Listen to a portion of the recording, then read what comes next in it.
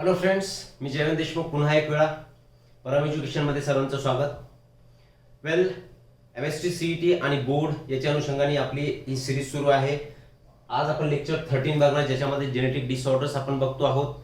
Board आणि MST CET दोन्हीची preparation same व्हिडिओमध्ये तुमची होणार. क्वेश्चन आन्सर फॉर्मॅट याच्यामध्ये असणार किंवा थेरी पार्ट याच्यामध्ये आपण मेन्शन केलेला आहे. आणि MST CET मध्ये कुठल्या स्वरूपाचे प्रश्न विचारले जाऊ शकतात किंवा या रिलेटेड त्या हिशोबाने आपण त्याचं एक्सप्लेनेशन सुद्धा करत आलेलो आहोत. तर या चॅप्टरमध्ये आय मीन या लेक्चरमध्ये we will see genetic disorders. Genetic disorders तुम्ही कशाला म्हणणार आहे? नावामध्येच दिसतंय जीन्स कॉझिंग डिसऑर्डर्स, म्हणजे जेनेटिक डिसऑर्डर्स. अशा डिसऑर्डर्स की ज्या जीन्समध्ये प्रॉब्लेम आला. जीन्स कशावरती प्रेझेंट आहे? तर क्रोमोझोमवरती जीन्स आर प्रेझेंट, राईट. मग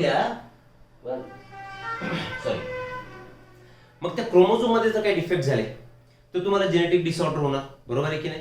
काही केसेसमध्ये काय असणार? Mutation, change in the nucleotide sequence होणार, ठीक आहे. काही केसेसमध्ये काय होणार? मिओसिसच्या वेळी, ड्युरिंग मिओसिस प्रोसेस तुम्हाला माहिती आहे, मिओसिसमध्ये पॅचेटिन फेजमध्ये क्रॉसिंग ओव्हर होत आहे, ठीक आहे ना. प्रोफेज 1 ऑफ मिओसिस 1 त्याच्यामध्ये जो पॅचेटिन फेज आहे, there takes place the crossing over of homologous chromosome, non sister chromatid of homologous chromosome. तर त्यांच्यामध्ये काय झालं? जंक्शनिंग झालं. जंक्शन म्हणजे मिळण्याचं ठिकाण, असे ते मिळाले. आणि जर ते एकमेकापासून सेपरेट होऊ शकले नाही तर तो क्रोमोझोम त्याच्यामध्ये ऍड होऊन जाणार. एकतर क्रोमोझोमची ऍडिशन होणार किंवा क्रोमोझोम हा डिलीट होणार. क्रोमोझोमची संख्या कमी होणार किंवा वाढणार किंवा क्रोमोझोम ॲबनॉर्मली तयार होणार, नॉर्मल क्रोमोझोम तयार होणार नाहीत. अशी वेगवेगळी कारणं आहेत जेनेटिक डिसऑर्डर होण्याची. एक कारण आपण सांगितलं की एकतर म्युटेशन होणार, एक क्रोमोझोमची संख्या वाढणार किंवा क्रोमोझोमची संख्या कमी होणार, किंवा क्रोमोझोम जे सिंथेसाइज होतात, तयार होत आहेत, ते ॲबनॉर्मली तयार होणार. या वेगवेगळ्या कारणांनी there is a genetic disorder, ठीक आहे. जेनेटिक डिसऑर्डर्सला आपण basically we can divide it into 2 categories: Mendelian disorders, Mendelian genetic disorder and chromosomal genetic disorders. Mendelian genetic disorder मध्ये normally there will be mutation, ठीक आहे ना. म्युटेशन होणार म्हणजे न्यूक्लियोटाइडचा सिक्वेन्स चेंज होणार. आणि क्रोमोझोमल डिसऑर्डर्स या due to non disjunction of chromosomes होणार. ते क्रोमोझोम्स एकमेकापासून मिओसिस होते वेळी सेपरेट होऊ शकणार नाही, राइट. चलो देखते हैं genetic disorders. Genetic disorders are basically two types: Mendelian disorder and chromosomal disorders. Mendelian disorder कशामुळे ते आपण आता सांगितलंय, ऑल्टरेशन और mutation in the gene. What is mutation? Change in nucleotide sequence. Nucleotide sequence, कारण हा एक पर्टिक्युलर पॅटर्न असतो, एक सिक्वेन्स असतो की पर्टिक्युलर कॅरेक्टरला तो एक्सप्रेस करणारा असतो, ठीक आहे ना. या सिक्वेन्स मध्ये जर गडबड झाली म्हणजे म्युटेशन जर झालं त्या जीन मध्ये, तर मेंडेलियन डिसऑर्डर तुम्हाला होणार. कुठल्या मेंडेलियन डिसऑर्डर्स आहेत? सियर, थॅलासेमिया ही ब्लड रिलेटेड डिसऑर्डर आहे. ब्लड पर्टिक्युलरली याच्यामध्ये आपण काय म्हणू? RBC. जसं सिकल सेल अॅनिमिया तुम्ही स्टडी केला, बघू आपण त्यांचं डिफरन्शिएशन सुद्धा बघणार. सिकल सेल अॅनिमियामध्ये आणि हिमोफिलियामध्ये आय मीन युअर थॅलासेमियामध्ये कुठले डिफरन्सेस आहेत. ओके, एक सिकल सेल अॅनिमिया हा सुद्धा RBC रिलेटेड. फक्त दोन पैकी एक क्वालिटेटिव्ह डिसऑर्डर आहे, जे की आपण फर्स्ट और सेकंड लेक्चरमध्ये, आय थिंक सेकंड लेक्चरमध्ये we have seen what is the difference between qualitative and quantitative disorders, right. मग हा सुद्धा RBC रिलेटेड आहे. Colour blindness. कलर ब्लाइंडनेस म्हणजे काय? याच्यामध्ये red and grey red and green colour हे दोन्हीही तुम्हाला कसे दिसतात? तर ग्रे कलरचे दिसतात. का? कारण या कंडिशन मध्ये रेटिनामध्ये ज्या कलर आयडेंटिफाय करणारे सेल्स असतात, दिस सेल्स आर युअर कोन्स. तर कोन्सचं फॉर्मेशन प्रॉपरली होत नाही, म्हणून सगळं व्हाईट दिसायला लागतं, आपल्याला ग्रे दिसायला लागतं. Colour blindness. हिमोफिलिया. हिमोफिलियाचं दुसरं नाव आहे ब्लीडर्स डिसीज. का? या डिसीज मध्ये काय होणार आहे? या डिसीज मध्ये तुम्हाला थोडं जरी तुमची बॉडी कटली आहे किंवा कुठला पार्ट कटला तर ब्लिडिंग सुरू होणार, आणि ती ब्लिडिंग ही स्टॉप होणार नाही किंवा खूप वेळ ब्लिडिंग साठी ती घेणार. समजलं? म्हणजे बॉडीमधून ब्लडचा लॉस होईल आणि यू कॅन डाय, तुम्ही मरू शकता. तर क्लॉटिंग फॅक्टर जे ब्लड मध्ये प्रेझेंट असतात, तर पर्टिक्युलरली 8 नंबरचा क्लॉटिंग फॅक्टर आणि 9 नंबरचा क्लॉटिंग फॅक्टर, त्याच्यामुळे तुम्हाला हा ब्लिडर्स डिसीज किंवा हिमोफिलिया होणार. हे सुद्धा एक्झाम्पल कोणाचं झालंय? मेंडेलियन डिसऑर्डर्सचं झालं. आणि फिनाइल कीटोन्युरिया. फिनाइल कीटोन्युरिया सुद्धा आपण अगोदर बघितलंय, लास्ट लेक्चर मध्येच हे सगळे डिसऑर्डर्स आपण बघितलेले आहे. फक्त आता जेनेटिक डिसऑर्डर मध्ये आपण त्याला सेपरेट करतोय, ठीक. ओके, कोणत्या हेडिंग खाली आपण बघितलं होतं त्यांना? ऑटोझोमल डिसऑर्डर्स आणि सेक्स लिंक्ड डिसऑर्डर्स. क्लिअर आहे? पुढे जाऊ. Chromosomal disorders. आता ह्या कशाने होतात? आपण सांगितलंय due to absence or excess of one or more chromosomes or their abnormal arrangement. त्यांची ॲबनॉर्मल जर अरेंजमेंट झाली किंवा एखादा शिल्लक ऍड झालाय किंवा एखादा कमी झालाय, आणि हे सगळं केव्हा होणार? It will happen during non disjunction of chromosomes during meiosis. Clear आहे? Chromosomal disorder. त्याचे एक्झाम्पल्स काय क्रोमोझोमल डिसऑर्डरचे? डाऊन सिंड्रोम, टर्नर सिंड्रोम आणि क्लाइनफेल्टर सिंड्रोम. याचं इंट्रोडक्टरी पार्ट म्हटल्यापेक्षा हे तुम्ही 10th मध्ये शिकलेले आहातच. 10th मध्ये तिन्ही तुम्ही जेनेटिक डिसऑर्डर्स म्हणजे क्रोमोझोमल डिसऑर्डर शिकलेले आहात. वन बाय वन आता काय करू आपण? प्रत्येकाला एक्सप्लेन करण्याचं ट्राय करू. राईट? चलो. मग केमिस्ट्री सीटी मध्ये क्वेश्चन्स काय काय विचारतील? एक्झाम्पल विचारतील तुम्हाला, जसं की colour blindness, this is an example of मेंटेनेट डिसऑर्डर, और जनरल देऊन टाकतील क्रोमोझोमल डिसऑर्डर ऑर बोथ किंवा नन. तर तुम्हाला ते प्रिसाइजली परफेक्टली माहिती असायला हवं. क्लिअर आहे? आता पहिला घेऊ आपण थॅलासेमिया. सगळे एमएसटी सीईटीच्या अँगलने आपण बघतोय सध्या. थॅलासेमिया म्हणजे काय, कशामुळे होतोय? हिमोग्लोबिनचे किती चेन्स असतात, त्याच्यामध्ये डिफेक्टिव्हनेस कुठल्या चेन मध्ये आलं तर काय होणार, कुठल्या क्रोमोझोमवरती हे जीन्स प्रेझेंट असतील की ज्याच्यामुळे तुम्हाला अल्फा थॅलासेमिया किंवा बीटा थॅलासेमिया होणार. हे सगळे एमएसटी सीईटीला तुम्हाला क्वेश्चन विचारू शकतात. ओके. अजून कुठल्या टाईपची डिसऑर्डर आहे? तर this is autosomal recessive disorder. Autosomal recessive म्हणजे सेक्स क्रोमोझोमशी संबंधी आहे का? नाही, बॉडी क्रोमोझोमशी संबंधी आहे आणि ही इनहेरिट होणारी डिसऑर्डर आहे, एका जनरेशन कडून दुसऱ्या जनरेशन कडे. क्लिअर आहे? आता यांनी सांगितलंय हिमोग्लोबिन. हिमोग्लोबिनला काय सांगितलं? It has 4 polypeptide chain. 4 polypeptide chain म्हणजे कसं? असं समजा की ह्या पॉलिपेप्टाइड चेन आहे. समजा ही एक चेन असेल, ही दुसरी chain, third and fourth. Polypeptide chains म्हणजे these are nothing but proteins. Amino acid पासून पॉलिपेप्टाइड चेन बनणार, बरोबर की नाही? तर ह्या 2 अल्फा चेन्स असतील आणि ह्या 2 बीटा चेन्स असतील. ठीक. कुणाचे चेन सांगितले आपण? हिमोग्लोबिनच्या. It is large molecular weight protein, 60,000 dalton weight. Clear? आणि यांच्यामध्ये हिम ग्रुप प्रेझेंट असणार आहे. ठीक आहे? Ferrous containing complex protein. आणि त्या हिम ग्रुप मुळे ह्या चारी स्ट्रँड कशा असतात? एकमेकाला बाइंड असतात. तो काय आपला मुद्दा नाही. वेल, तर 2 अल्फा आणि 2 बीटा चेन याच्यामध्ये प्रेझेंट आहे. वेल, तर see here haemoglobin molecule is made up of 4 polypeptide chain, 2 alpha and 2 beta chains. आता आपण बोललो 2 alpha 2 beta. Synthesis of alpha chain. ह्या ज्या अल्फा चेन्स आहेत तर या कोणत्या क्रोमोझोमवरती जीन प्रेझेंट आहे आणि कोणता जीन आहे त्याच्यामुळे कंट्रोल होणार. तर this alpha chain synthesis is controlled by chromosome number 16. हे लक्षात ठेवायचे तुम्हाला according to MST CET point of view. 16 नंबरचा क्रोमोझोम ह्या अल्फा चेनचं सिंथेसिस करणार. त्याच्यासाठी लागणारे जीन सुद्धा बघा, HBA1 अँड HBA2. हे 2 जीन्स जरुरी असणार जे की 16 नंबरच्या क्रोमोझोमवरती प्रेझेंट आहेत आणि जे तुमच्या अल्फा चेनचं सिंथेसिस करणार. मग बीटा चेन कोण कंट्रोल करतोय? तर क्रोमोझोम नंबर 11, 11 नंबरचा क्रोमोझोम, आणि त्याच्यावरती जो जीन प्रेझेंट असेल that gene is your HBB. हे लक्षात ठेवणं गरजेचं आहे. हे तुम्हाला विचारू शकतात. वेल, कोणता जीन मग बीटा चेनचं सिंथेसिस कंट्रोल करतोय? तर HBB. कोणत्या क्रोमोझोमवरती प्रेझेंट आहे? 11 नंबरच्या. 16 नंबरवरती HBA1, HBA2 सॉरी. ठीक आहे. मग यांचं सिंथेसिस जर प्रॉपरली झालं नाही, समजा अल्फा चेन आहेत, यांचं सिंथेसिस प्रॉपरली झालं नाही, तुम्हाला अल्फा थॅलासेमिया होणार. या इनकम्प्लीट सिंथेसिस बीटा चेनचं झालं, इनकम्प्लीट म्हणतोय मी, तर तेव्हा तुम्हाला काय होणार आहे? बीटा थॅलासेमिया होणार आहे. म्हणजेच याच थॅलासेमियाचे 2 टाईप जर तुम्ही केले तर अल्फा थॅलासेमिया अँड बीटा थॅलासेमिया. कळतंय का? कारण कुठली चेनचं इनकम्प्लीट सिंथेसिस झालं किंवा ॲबनॉर्मल सिंथेसिस झालं त्याच्यावरून 2 टाईप केले आपण, अल्फा थॅलासेमिया अँड बीटा थॅलासेमिया. आगे बढ़ेंगे. सी अल्फा थॅलासेमिया, बीटा थॅलासेमिया, हे 2 टाइप्स आहेत. वेल, जास्त कॉमन असणारा कोणता आहे? Beta thalassaemia. It is the most common thalassaemia and this is quantitative disorder. याच्यामध्ये तुम्हाला ब्लडचं ट्रान्सफ्युजन हे खूप जास्त क्वांटिटीमध्ये करावं लागतं. क्लिअर आहे? वेल, चलो आगे बढ़ेंगे. सिम्पटम काय? थॅलासेमियाचे ॲनिमिया. ॲनिमियाचा मिनिंगच काय होतो रे बाबा? Blood loss. जिथे इथे ब्लड येणार तुम्ही सरळ म्हणायचं की लॉस कशात झालाय? आरबीसीचा लॉस झालाय. एनिमिक कंडिशन होणार. ठीक आहे. मग एनिमिक कंडिशन जर झाली तर तीच कंडिशन परत कशामध्ये लीड होणार, ती कंडिशन लीड होणार जॉन्डिस मध्ये, कावीळ. जॉन्डिस म्हणजे कावीळ. असं का होतं, आता याचं मेकॅनिझम डायजेशन आणि ऍब्झॉर्प्शन मध्ये आपण बघितलं, लिव्हरच्या हेडिंग खाली फंक्शन्स ऑफ लिव्हर त्याच्यामध्ये आपण बघितलं.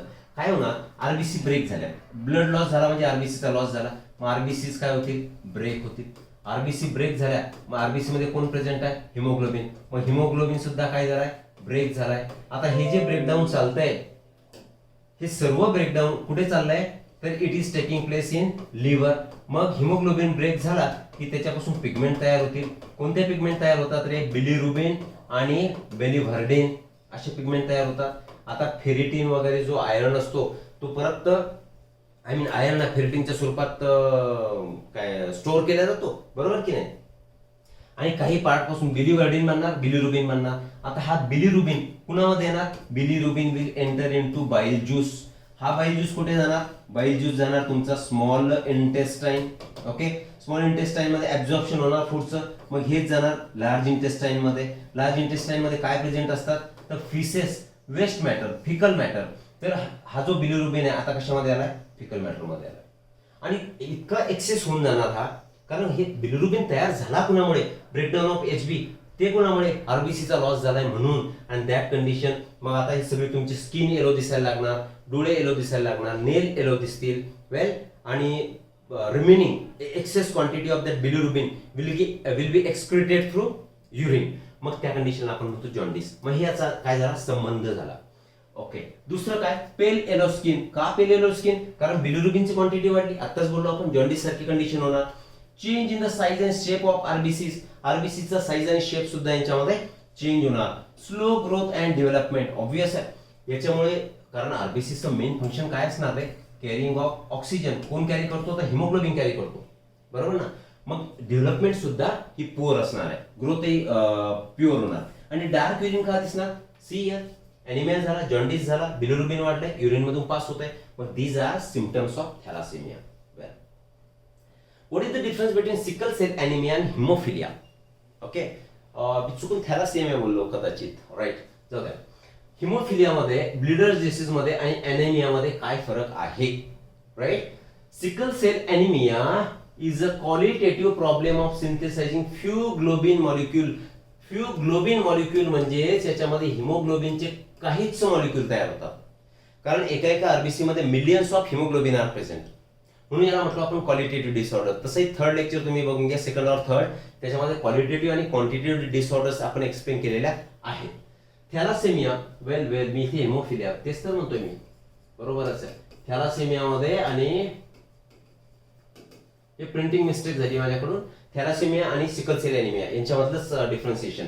आणि ऑलरेडी बोललोय आपण, thalassaemia is a qualitative problem of synthesizing and incorrectly functional globin. म्हणजे याच्यामध्ये कमी ग्लोबिन मॉलिक्यूल तयार झाले, आणि याच्यामध्ये कसे तयार झाले, की incorrectly functional. Okay, properly globin मॉलिक्यूलचं यांच्यामध्ये सिंथेसिस झालं नाही. चलो आगे बढ़ेंगे. वेल, अजून एक याच्यामध्ये, thalassaemia is a quantitative disorder. Quantitative, यात मिस्टेक नको, it is a quantitative disorder, right. Well, आता नेक्स्ट काय,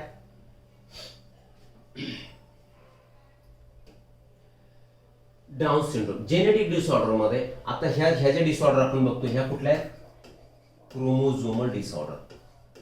क्रोमोझोमल, अगोदरचे आपण कुठल्या बोललो, Mendelian disorder. This is chromosomal disorder. Down syndrome, याला दुसरं नाव 21st ट्रायझोमी. म्हणजे काय, कॅरिओटाइप जर क्रोमोझोमचा तुम्ही बघितला तर 46 क्रोमोझोम आहेत, इन्क्लुडिंग सेक्स क्रोमोझोम. तर त्यांच्या साईज नुसार त्यांची अरेंजमेंट करतात, बरोबर आहे. आणि वेगवेगळ्या ग्रुप मध्ये त्याला आपण डिवाइड करतो, जसं की A group of chromosome, B, C, D, E, F, G, अशा वेगवेगळ्या ग्रुप मध्ये क्रोमोझोम तुम्ही डिवाइड केले. तर याच्यापैकी जी ग्रुप मध्ये हा 21 अँड 22 क्रोमोझोम येणार. जी ग्रुप मध्ये कोणते क्रोमोझोम आहेत, 21 आणि 22 नंबरचा. मग या क्रोमोझोमची काय होणार, ट्रायझोमी होणार. क्रोमोझोम्स कसे त्या जी ग्रुप मध्ये कसे असतील, पेअर मध्ये असतील. तर पेअरच्या ऐवजी त्याच्यामध्ये एक ऍड होणार, आणि ऍड झाला म्हणजे 2च्या जागी 3 झाले, म्हणून त्या कंडिशनला म्हणायचं तुम्ही 21st क्रोमोझोम ट्रायझोमी. ट्रायझोमी 3 क्रोमोझोम त्याच्यामध्ये प्रेझेंट आहेत. ही डिसऑर्डर का होणार आहे? During failure of separation of chromosome during gamete formation. Gamete तयार होताना क्रोमोझोम एकमेकापासून सेपरेट होऊ शकत नाही, म्हणून ते असे जे क्रॉस झाले होते तसेच राहिले. म्हणजे ऑलरेडी 2 आहेत, हे 2 आहेत, हा याला क्रॉस झाला होता तर 3 क्वांटिटी झाली, म्हणून ट्रायझोमी. राईट. कुणी डिस्क्राईब केली आहे? इन 1866. नाव का दिलं याला डाऊन सिंड्रोम? कारण जॉन लँगडन डाऊन यांनी 1866 मध्ये ही autosomal chromosomal disorder find out केली, म्हणून त्याचं नाव त्या डिसऑर्डरला देऊन दिलं. हे महत्वाचं आहे रे बाबांनो, मी जे ब्रॅकेट करतो हे महत्वाचं आहे, म्हणजे स्क्वेअर केला मी याला. ऑटोझोमल क्रोमोझोमल डिसऑर्डर आहे, ऑटोझोम बॉडी क्रोमोझोमची. Right. Okay. It is cause due to an extra copy of chromosome number 21 नंबरच्या क्रोमोझोमची एक्स्ट्रा कॉपी याच्यामध्ये ऍड झाली. म्हणजेच आता टोटल क्रोमोझोम किती होते रे आपल्याकडे? 46. तर एक एक्स्ट्रा आलाय, म्हणजे त्याच्यामध्ये 1 ऍड होणार. म्हणजे in all there will be 47 chromosome. Normal human being मध्ये किती असणार आहे? 46. इकडे एक वाढलाय, मग 47 झाले, म्हणून याला आपण ट्रायझोमी म्हणतो. याचा जिनोटाइप जर लिहायचा झाला तर आपण कसं लिहिणार? 44. हे तर झाले तुमचे ऑटोझोम, ठीक आहे ना. याच्यामध्ये 3 ऍडिशनल, म्हणजे 6 क्रोमोझोम सोबत एक ऍड होणार. Right. Well, it shows presence of 3 copies of 21st chromosome instead of homologous pair. ही झाली होमोलॉगस पेअर. ओके. आता यांचं क्रॉसिंग ओव्हर होणार होतं एक दुसऱ्या क्रोमोझोम सोबत, तर यांच्यामध्ये एक ऍडिशनल आता क्रोमोझोम आलाय. म्हणजे जिथे 2 असायला हवे होते, सी हियर, कुठे लिहिलं मी? It shows presence of 3 copies of 21st chromosome instead of homologous pair. तर हे जे तुमचे ऑटोझोम्स आहेत 21 नंबरची पेअर, त्याच्यामध्ये एक ऍड झालाय आणि 47 क्रोमोझोमची संख्या झाली. These individuals will have 47 chromosome बोललो आपण. 21st trisomy occurs due to non-disjunction or failure or separation of chromosome or autosome during gamete formation. Gamete formation च्या वेळी हे ऑटोझोम एकमेकापासून सेपरेट झाले नाही. That is why this condition arises. Okay. Okay, right. Well, आणि हा जो down syndrome होण्याचा जो इन्सिडेंस असतो, हा जो प्रकार आहे, कुणामध्ये जास्त सापडतो? तर female over 45 years of age. जर एखादी वुमन 45 इयर पेक्षा जास्त वयाची झाली आहे आणि ती जर प्रेग्नंट असेल तर त्यांच्यामध्ये ही शक्यता जास्त असते. ठीक आहे. ओके. सिम्पटम्स बघू आपण याचे. काय सिम्पटम्स आहेत? माइल्ड और moderate mental retardation. Mental development फारशी होत नाही. बुक मध्ये डायग्राम दिली आहे, ते तुम्ही बेबी बघू शकता. नंतर यांचा फेस जो असणार आहे मून शेप फेस बनणार, स्मॉल असणार, इयर, माउथ, ठीक आहे, नोज हे छोटे छोटे असणार आहेत. सिमियन क्रीज म्हणजे असा त्यांचा प्लेन फ्लॅट पाम असणार आहे, ठीक आहे, हाताचा तळवा असणार. ठीक. नंतर त्यांचं स्ट्रेचर डेव्हलप होणार नाही, म्हणजे स्केलेटनची डेव्हलपमेंट सुद्धा होणार नाहीये. बेली बाहेर असणार आहे. एपिकॅन्थल फोल्ड. एपिकॅन्थल म्हणजे लटकणारी डोळ्यावरची एक फोल्ड, त्याला एपिकॅन्थल फोल्ड म्हणतो आपण, ती याच्यामध्ये दिसणार. जीभ अशी बाहेर लटकल्यासारखी वाटणार, त्याला म्हणतो आपण प्रोट्रुडिंग टंग. बघून घेऊ. Skeletal development is poor. Okay. Distinct facial features like small head, ears and mouth छोटे छोटे असणार आहेत. Face is typically flat and rounded म्हणजे मून शेप. नोज असं फ्लॅट चपटं नाक असणार आहे. ओपन माउथ अँड प्रोट्रुडिंग म्हणजे बाहेर लटकल्यासारखी दिसणारी जीभ. Eye slants up and internal epicanthal fold. Epicanthal fold त्यांच्यामध्ये दिसायला लागेल. Flat hands and stubby fingers, जाडजाड फिंगर्स होतील. And palm is broad with single palmar crease. ठीक आहे. सिमियन क्रीज त्याला म्हणतो आपण. काय म्हणतो? Simian crease. हे सिम्पटम्स आहेत. याच्यामध्ये काय करतात, बऱ्याच वेळा प्रश्न विचारताना तुम्हाला सिम्पटम देऊन टाकतील आणि you will be asked to identify the name of that disorder. हे सगळे देऊन टाकतील तुम्हाला आणि विचारतील सांगा कुठले डिसऑर्डर आहे. लक्षात ठेवायचे सिम्पटम्स. ओके. आता ट्रायझोमी आपण बोललो ना, इकडे बघा हे वेगवेगळे ग्रुप्स तयार केले आहेत. मला वाटतं पहिले 2चा, नंतर 3, 4, 5, 6 असे वेगवेगळे ग्रुप तयार केले. तर हा ग्रुप कोणता येतो? 21sta. हा ग्रुप जी प्लस लिहिले मी उगाच. 21 आणि 22 नंबरचे क्रोमोझोम कोणत्या ग्रुपमध्ये येतात? तर जी ग्रुपमध्ये येतात. इथे बघा सगळे क्रोमोझोम तुम्हाला अकॉर्डिंग टू साईज असे अरेंज केले. यालाच म्हणतो तुम्ही कॅरिओटाइप, म्हणजे arrangement of chromosome depending on it's size is karyotype. इथे बघा छोटे छोटे होत चाललेत, परत छोटे झालेत आणि सेक्स क्रोमोझोम सगळ्यात एंडला इथे अरेंज केलेत. सगळ्यात एंडला सेक्स क्रोमोझोमची अरेंजमेंट करतात.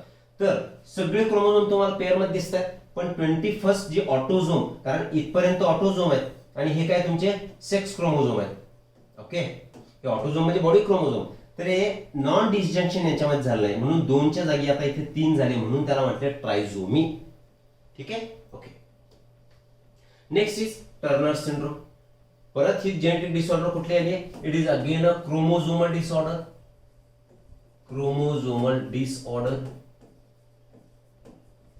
टर्नर सिंड्रोम मध्ये काय होणार? It's a monosomy, right. It is X monosomy और एक्सो फिमेल याच्यामध्ये तयार होणार. म्हणजे नॉर्मल आपली जी काउंट आहे ती किती आहे? 46. त्याच्यामधून एक क्रोमोझोम कमी होऊन जाणार आणि आता क्रोमोझोमची संख्या असणार आहे 45. अगोदरच्या केसमध्ये 47 क्रोमोझोम होते, इथे 45 झाले. See here, it is a sex chromosomal disorder. अगोदरची डाऊन सिंड्रोम ही कुठली होती? ऑटोझोमल डिसऑर्डर होती. आता ही सेक्स क्रोमोझोमल डिसऑर्डर आहे. काय दाखवलं याला? रिप्रेझेंट कसं केलं बघा. 44 प्लस XO म्हणजे याला 0 असू शकतात. म्हणजे 2 सेक्स क्रोमोझोम प्रेझेंट असायला हवे पण आता एकच सेक्स क्रोमोझोम इथे प्रेझेंट आहे. म्हणजेच जी संख्या कमी झाली ती कुणाची झाली? सेक्स क्रोमोझोमची झाली. अगोदर जी वाढली होती तर ती ऑटोझोमची वाढली होती डाऊन सिंड्रोम मध्ये. ओके, आणि ही सुद्धा कशामुळे झाली? Due to non disjunction of chromosome during gamete formation. Same, right. Individual born with the Turner syndrome has 44 autosome. हे बघा 44 ऑटोझोम विथ एक्सोटाइप म्हणजे एक सेक्स क्रोमोझोम यांच्यामध्ये कमी असणार आहे. They are phenotypically female. यांचा फिनोटाइप काय बनणार आहे? तर फिनोटाइप यांचा फिमेल असणार आहे म्हणजे मेल यांच्यामध्ये नसेल. सिम्पटम्स मध्ये बघू आपण. यांची हाईट फारशी वाढणार नाही आणि वेब नेक म्हणजे असे जाळी सारखं त्यांची नेक दिसायला लागेल. Low posterior hairline. Okay, broad shield shaped chest. Chest ही ब्रॉड होणार पण शिल्ड ढालीसारखी दिसणार तुम्हाला म्हणजे पुढे आल्यासारखी. Poorly developed ovaries and breast. Ovary आणि ब्रेस्टची डेव्हलपमेंट होणार नाही आणि यांचं इंटेलिजन्स सुद्धा कमी असणार. हे सगळे सिम्पटम्स आहेत, जनरल लक्षात ठेवायचे. ओके, फक्त फरक लक्षात ठेवा. ऑटोझोमल डिसऑर्डर कुठली होती? तर डाऊन्स क्रोमोझोमल डिसऑर्डर होती, बरोबर आहे. आणि ही क्रोमोझोमलच आहे पण कोणती आहे? सेक्स क्रोमोझोमची डिसऑर्डर आहे, राईट. चलो, नंतर Turner syndrome, sorry your Klinefelter syndrome. तर क्लाइनफेल्टर सिंड्रोम मध्ये आता मला एक सांगा, इथे XXY दाखवलंय आपण. मग ही सेक्स क्रोमोझोमची डिसऑर्डर असेल की ऑटोझोमची असणार आहे? ऑब्व्हियसली याच्यामध्ये एक ऍडिशनल सेक्स क्रोमोझोम आलाय म्हणजे this is a chromosomal disorder cause due to extra X chromosome. म्हणजे एक सेक्स क्रोमोझोम यांच्यामध्ये काय झाला? ऍड झालाय. कोणता? X ऍड झालाय. ओके, आता मेलचा जिनोटाइप काय असतो? XY असेल तर मेल, पण याच्यामध्ये एक एक्स्ट्रा X ऍड झालाय. यांचा हे तयार अगोदरच्या केसमध्ये आपण सांगितलं की फिमेल असणार आहेत, तर इथे कोण असणार आहे? क्लाइनफेल्टर मध्ये मेल असणार आहे. Okay, thus genotype of individual is 44 XXY. हा जिनोटाइप झाला, एक ऍडिशनली X वाढलाय. They are described as feminised male. Feminised मेलचा अर्थ काय होतो? की यांच्यामध्ये फिमेलचे कॅरेक्टर तुम्हाला दिसायला लागतील. कॅरेक्टर कोणाचे दिसायला लागतील? फिमेल. जसं की फिमेलचे कॅरेक्टर म्हणजे काय? कंडिशन म्हणतो आपण गायनेकोमॅस्टिया. गायनेकोमॅस्टिया म्हणजेच ब्रेस्ट डेव्हलपमेंट. हे मेल असतील ऑब्व्हियसली क्लाइनफेल्टरचे, पण त्यांच्यामध्ये ब्रेस्टची डेव्हलपमेंट होणार.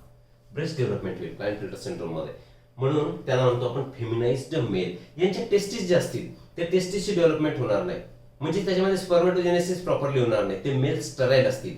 लेग्स जे आहेत, लेग्स तर हाईट यांची बाकीची स्केलेटल डेव्हलपमेंट ओके असणार पण पाय लांब लांब दिसतील.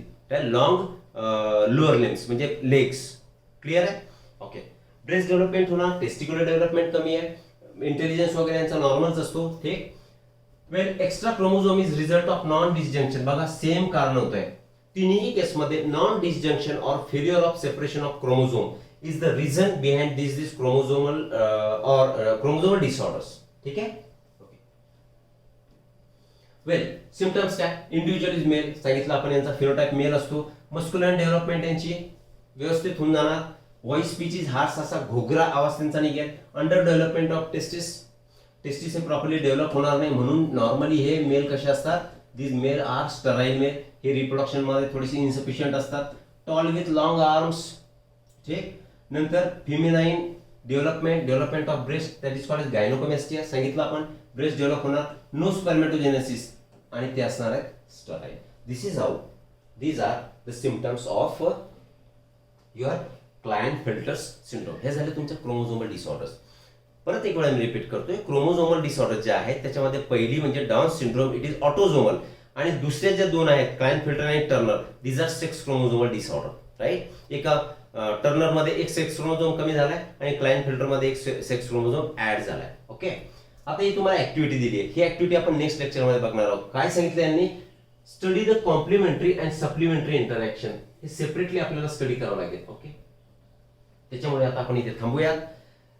वेल, इतका पार्ट झाला की आपला चॅप्टर संपलेला असणार आहे. याच्या रिलेटेड जे काही एमसीक्यूज असतील त्याचे व्हिडिओ सुद्धा तुम्हाला कुठल्या कुठल्या टिपिकल टाईप मध्ये क्वेश्चन विचारले जातात ते सुद्धा आपण डिस्कस करूया, right. Okay, thank you very much.